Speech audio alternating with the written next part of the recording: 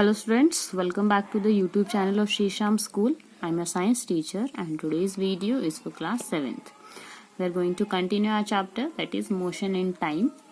तो last class में हमने यूनिफॉर्म मोशन के बारे में पढ़ा था, uniform and non uniform motion, speed के बारे में पढ़ा था और स्पीड को मेजर करते हैं किस तरीके से, क्या फॉर्मूला होता है वो पढ़ा था। स्पीडोमीटर, ऑडोमीटर, जैसे यहाँ पे आपको दिख भी रहा होगा, ये स्पीडोमीटर, ये ऑडोमीटर, मतलब ये ऑडोमीटर है और ये स्पीडोमीटर है, तो ये आपको दिख रहा है। इस तरीके से व्हीकल में लगे होते हैं। ऑडोमीटर क्या करता है, हमें ये बताता है कि कितने किलोमीटर हमारी गाड़ी चल चुकी है और स्पीडोमीटर हमें कितनी स्पीड से चल रहा है, इसके बारे में बताता है।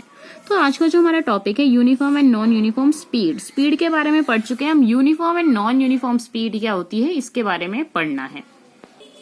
तो फर्स्ट है हमारा यूनिफॉर्म स्पीड। देखिए यूनिफॉर्म जैसे आपने पढ़ा था कि equal interval, equal distance, equal interval of time, equal distance, वैसा ही कुछ इसमें देखने को मिलेगा। The speed of an object is said to be uniform if the object covers equal distance in equal interval of time. देखिए क्या मतलब है, स्पीड जब भी क्या होगी, यूनिफॉर्म कहलाएगी जब जो ऑब्जेक्ट है यूनिफॉर्म डिस्टेंस ट्रैवल करेगा, लाइक यूनिफॉर्म होगा, इक्वल डिस्टेंस ट्रैवल करेगा इक्वल इंटरवल ऑफ टाइम में, तो हम उसकी स्पीड को क्या बोलेंगे, यूनिफॉर्म स्पीड है। However small the time interval may be, time interval कितना ही छोटा हो सकता है, लेकिन क्या होगा, जब हमारी जो स्पीड यूनिफॉर्म तभी होगी जब जो ऑब्जेक्ट है, जो गाड़ी है या फिर कोई भी ऑब्जेक्ट है, यूनिफॉर्म डिस्टेंस ट्रैवल करेगा, लाइक इक्वल डिस्टेंस ट्रैवल करेगा इक्वल इंटरवल ऑफ टाइम में। The movement of earth about its axis is an example of uniform speed. आपको पता है जो अर्थ है हमारी, उसकी एक्सिस पे अपनी जगह पे गोल गोल घूमती है, तो वो भी क्या है, यूनिफॉर्म स्पीड का ही क्या है, example. In the same way movement of hands of watch, जो घड़ी की सुइयां होती है वो भी क्या है, यूनिफॉर्म मूव करती है। In both cases the object covers equal distance in equal interval of time. इसमें क्या है, दोनों केसेस में जो ऑब्जेक्ट है, जैसे जो पृथ्वी, जो अर्थ वाले केस में क्या है, ऑब्जेक्ट अर्थ है, और घड़ी वाले केस में ऑब्जेक्ट क्या है, वो जो नीडल है, जो सुई है, हैंड क्लॉक है, उसको बोलते हैं। तो दोनों क्या है, इक्वल डिस्टेंस ट्रैवल कर रही है इक्वल टाइम में, तो इसलिए क्या है, दोनों यूनिफॉर्म स्पीड शो कर रही हैं। नेक्स्ट है हमारा नॉन यूनिफॉर्म स्पीड। तो नॉन यूनिफॉर्म स्पीड देखिए, the speed of an object is said to be non uniform if it covers unequal, जब अनइक्वल डिस्टेंस इक्वल इंटरवल में जब वो कवर करेगा तो वो क्या होगा, non uniform speed. A car covers large distance in equal time interval when it is moving on an empty road.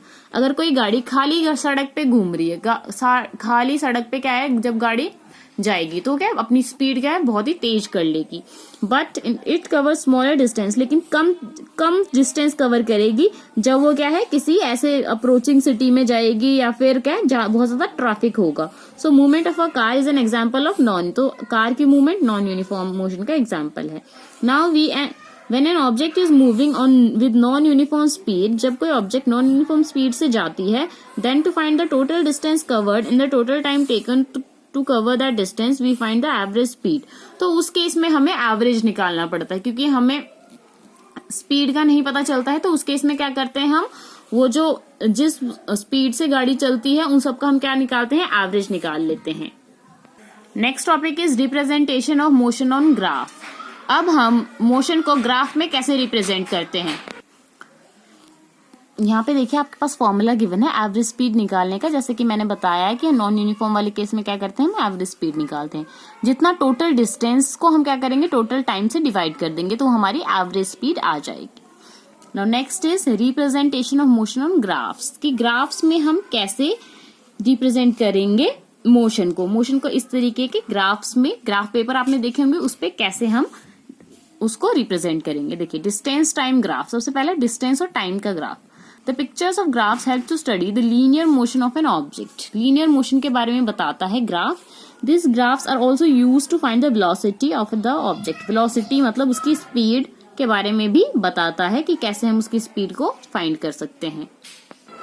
देखिए ए है जैसे हमारा, When distance time graph is parallel to the x axis, जैसे मैंने आपको बताया था, ये जो हमारा होता है ये x axis होता है और ये जो हमारा होता है ये y axis होता है। तो जब हमारा डिस्टेंस टाइम ग्राफ इस एक्स एक्सिस, इस एक्स एक्सिस के क्या होगा, अलोंग होगा, लाइक इसके पैरेलल होगा। जैसे ये हमारी एक्स एक्सिस है और ये हमारा ग्राफ है, तो ये क्या है, इसके बिल्कुल पैरेलल है, इसके बिल्कुल साथ साथ है। तो इस केस में देखिए क्या होगा, और time axis, time is plotted along X axis and distance is plotted along Y axis. जो टाइम होगा एक्स एक्सिस पे आएगा और जो डिस्टेंस होगा वो हमारा वाई एक्सिस पे आएगा। टाइम हमारा देखिए इस वाली एक्सिस पे आया है और डिस्टेंस हमारा इस वाली एक्सिस पे आया है।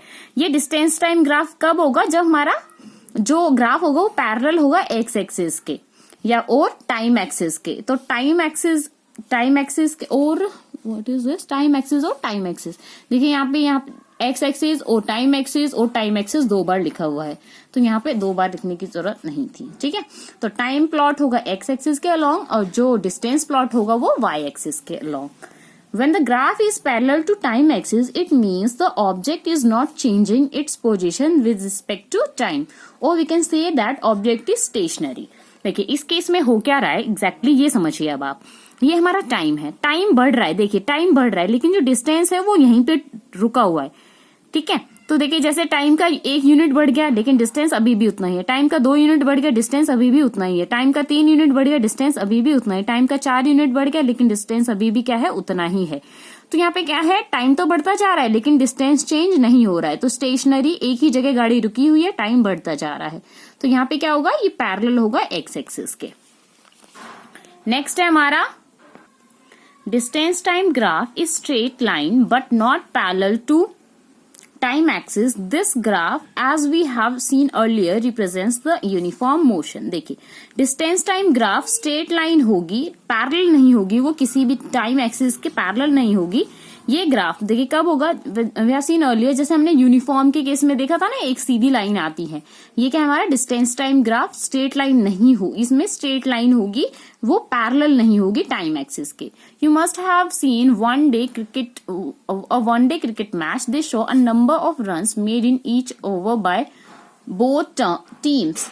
सच a graph is known as bar graph. आपने देखा होगा जो वनडे मैच होता है उसमें जब ऐसे रन्स बनते हैं पर ओवर, तो उस केस में क्या है, ग्राफ जो बनता है वो बार ग्राफ की फॉर्म में बनता है। ये यूनिफॉर्म मोशन के लिए क्या है, ग्राफ बना हुआ है। ये तो आपने अभी मैंने इससे पहले जो बताया था उसमें। देखिए अब क्या है, जो आपने फॉर्मूले पढ़े हैं, 2 फॉर्मूले पढ़ लिए और उसी से बेस्ड क्या है, कुछ एग्जाम्पल्स हैं। अब एग्जाम्पल्स देखिए, a DTC bus starts from terminal at 6 AM। एक डीटीसी बस है, कोई बस है, 6 बजे चलती है, सुबह 6 बजे मॉर्निंग में। नेक्स्ट है, it travels with a speed of 30 kilometre for 1 hour. 30 kilometre जाती है 1 घंटे में। Then travels for next 1 hour with a speed of 40 kilometre. फिर 1 घंटा और चलती है, वो 40 किलोमीटर जाती है। तो स्पीड देखिए क्या होगी, नॉन यूनिफॉर्म होगी, क्योंकि पहले 1 घंटे में 30 किलोमीटर, दूसरे 1 घंटे में 40 किलोमीटर। तो इससे पता चल गया हमें नॉन यूनिफॉर्म स्पीड है। तो एवरेज स्पीड फाइंड करनी है, तो एवरेज स्पीड का फॉर्मूला ये है, ये वाला फॉर्मूला लगाएंगे हम और उसको सॉल्व करेंगे। कैसे, देखिए टोटल डिस्टेंस कितना हो गया, पहले 30 किलोमीटर फिर बाद में 40 किलोमीटर, 30 और 40 70 किलोमीटर। टोटल टाइम कितना हो गया, 1 घंटा पहले, दूसरा घंटा बाद में, तो 2 घंटे हो गए। Average speed total distance upon total time, total distance 70 और टोटल टाइम 2, तो दोनों को डिवाइड कर दिया, आंसर निकल गया। That is easy. Now next, study the score table 2 showing runs made by state teams over and draw bar graph। Bar graph बनाना है, ये आप क्वेश्चन छोड़ सकते हैं, इसको आपको करने की जरूरत नहीं है, ये मैथ्स का क्वेश्चन है। Next question number 3, change 5 hours into minutes and seconds। ये आप खुद करेंगे, ये आपको बहुत अच्छे से आता है। ये जो एग्जाम्पल्स हैं ये सारे आपको नोटबुक में करने हैं, जब आपकी वर्कशीट्स हो जाएंगी उसके बाद। Change the speed 72 kilometre metre पर सेकेंड, ये भी आपको खुद से करना है, ये भी आप खुद से कर पाएंगे, कोई प्रॉब्लम नहीं है। अगर आपको कोई इश्यू आता है तो आप मुझसे कंसल्ट कर सकते हैं। क्वेश्चन नंबर 5 है हमारा, अ बस moves with a constant speed of 40 kilometre for 2 hours। एक बस है 40 किलोमीटर की स्पीड से जा रही है 2 घंटे तक। तो what is the speed distance covered by the bus, तो टोटल डिस्टेंस कितना कवर किया। देखिए स्पीड का फॉर्मूला लगाया हमने, हमें निकालना क्या है, डिस्टेंस निकालना है। तो डिस्टेंस इस तरफ रखेंगे, स्पीड टाइम को इस तरफ ले जाएंगे, तो टाइम तो डिवाइड में इधर आके मल्टीप्लाई में हो गया, और फिर हमारा स्पीड कितना है 40 और टाइम कितना है 2, तो मल्टीप्लाई करके हमने आंसर निकाल लिया। ऐसे ही आपके ये दोनों क्वेश्चंस भी होंगे, अगर आप कर लीजिएगा। अगर कोई डाउट आता है तो आप मुझसे पूछ सकते हैं, ठीक है, अगर आपको कुछ समझ नहीं आता है तो। नेक्स्ट जो टॉपिक है हमारा, representation of displacement of graph situations. ये जो है ये हम नेक्स्ट क्लास में देखेंगे। अभी जो है हमने यहीं तक किया है। ये जो न्यूमेरिकल्स हैं आपके, देखिए इस न्यूमेरिकल में क्या किया हुआ है, बहुत ही सिंपल है। बस लास्ट में क्या किया हुआ है, इसको आवर्स को मिनट्स में चेंज करने के लिए ये वाला प्रोसेस किया हुआ है, इसलिए आपको कंफ्यूज नहीं होना है, ठीक है। तो स्टूडेंट्स आज के लिए हम इतना ही खत्म करते हैं। नेक्स्ट वीडियो में हम नेक्स्ट टॉपिक्स को कंटिन्यू करेंगे। Till then take care, thank you and bye bye.